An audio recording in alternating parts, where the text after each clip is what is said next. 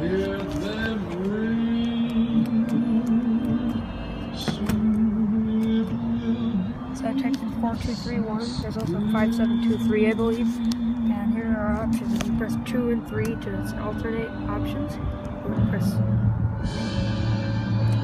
cash, return, error, sale.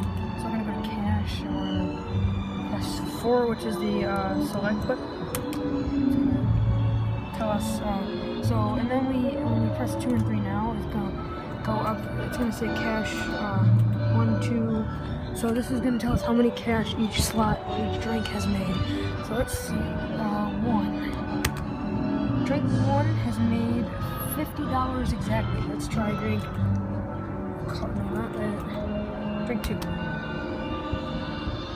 1975. So that's pretty much all you can do. And then sale tells you how much you can do. Return returns, and error just is enough. I don't know what error is, but that's pretty much it for now.